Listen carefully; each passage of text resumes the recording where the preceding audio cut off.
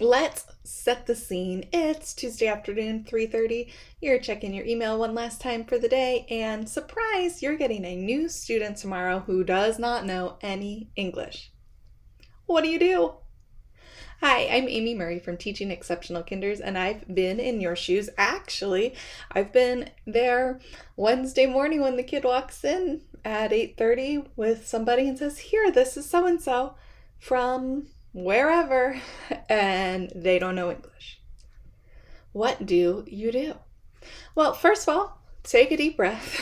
And second of all, there are some very simple things that you can use to help communicate with that student and make them feel at home in your classroom. First of all, a little bit of background about me and where I'm coming from with the English language learners. If I use a term that you feel is out of date, I think that all different schools, even in our state, I'm in Pennsylvania, different school districts use different terminology. So I don't mean to use any outdated terms. We used to call our English language learners the ELD, English language development learners. When I left the classroom, they were English language learners and we said ELLs. So, but what I'm talking about are kids who are learning English. In my little school, we had a lot of different languages. I think up to 10 different languages spoken in our little school at one time. And I usually had most of the kindergartners who were English language learners.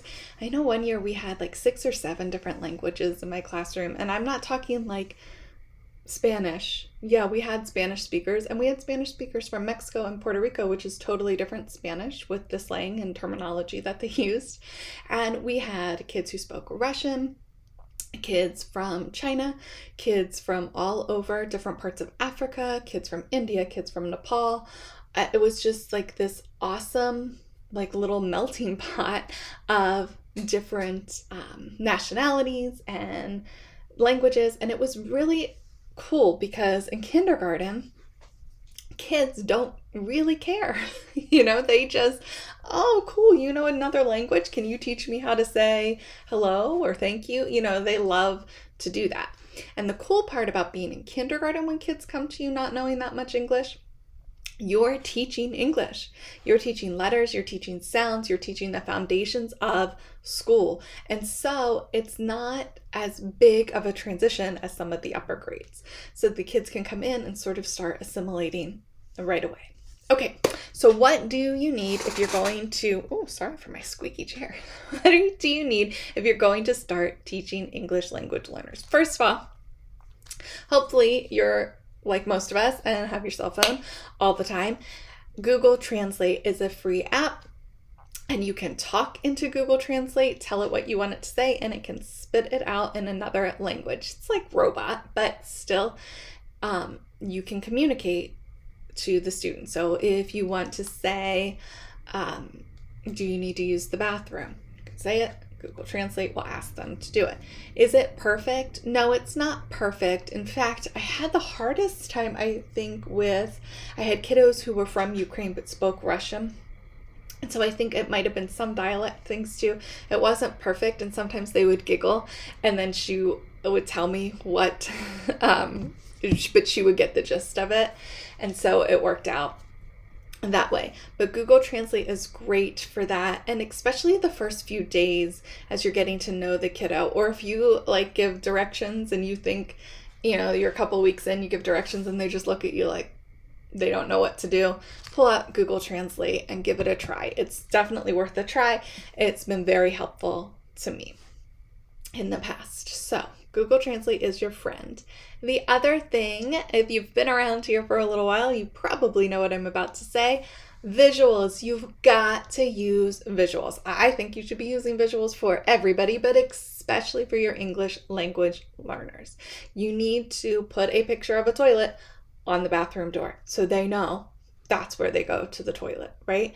You need to put, if you have like systems and things, if you keep scissors somewhere, you need to put a sticker or a picture of scissors there. If they keep their lunch boxes or water bottles somewhere, you need to label it so they know what to do. If you're giving directions, especially multi-step directions, you should use some kind of picture directions so they know what to do. Hopefully you're already using those things, and so it's just an added layer. Maybe you've gotten out of practice because kids have gotten better at it. Like you're further along in the year and you don't need to use a picture visual for every step anymore. You might have to go back and do that. Sometimes an individual schedule is really helpful for students, like an individual picture schedule, so they know what's coming next. But a class schedule was usually enough for me with our ELL learners, and it worked out fine. But you have to use visuals to support kids who A, don't know English, and B, can't read yet. They need those visuals. They're not going to, and kids who are learning English aren't processing what you're saying. Even if they know some English, you're talking quickly probably because you're used to talking to kids who know English, and even then they don't always listen, right? So think about a kid who, you sound like the teacher from Charlie Brown when you're talking, and they're trying to find out, pick out a word or two to try to make it make sense. So you want to take a step back, use those visuals, and Google Translate can be your friend. If you want more information on using visuals, I'll link a couple of our videos about classroom visuals down below. Classroom visuals are non-negotiable and a total classroom game changer if you haven't tried them yet. All right, my last tip is more so for the whole family, not just the child, but to find an app that will translate your school communications into English for the parent. We used to have the paid version of Seesaw. Our district paid for it, and that translated into, I forget how many languages, but a lot of them. And so I could still snap pictures and send home whatever I was sending home for everybody else, and their version got translated to their home language so they could still participate and understand what was happening in class. Because when you have multiple languages, like it's not just Spanish and English, or it's not just French and English, you've got 6 other languages in your classroom, it's really difficult to translate every little tiny classroom communication that you want to send home and every little reminder. I would send field trip forms and conference forms and like very official notices home in the home language as much as possible. But that day-to-day, if you think about how many reminders you send home to parents that day to day, it's super helpful to have an app that will help you translate. So I know Seesaw does, or at least did, and I believe that Class Dojo also has that capability. I'm not sure about any others. If you know of some that translate, please drop the names of them in the comments so we can check those out as well.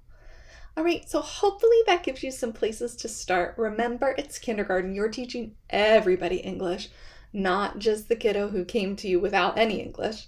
And give yourself some grace. It's an adjustment period when a kiddo comes to you and doesn't know English. But try to remember, they're probably scared. It's probably a lot to be immersed in a situation where they can't understand what's happening. So take it back to the basics. Use pictures and use the Translate app as you can to help that kiddo feel more at home. If you have any questions for me, drop them down in the comments. Here's how to get in touch with me otherwise. And be sure to check out the Classroom Visuals videos so you are making sure everybody is on a level playing field in your kindergarten classroom. And while you're grabbing all the links down below, please take a second to like and subscribe so you don't miss our upcoming videos. All right, until next time, have an exceptional day.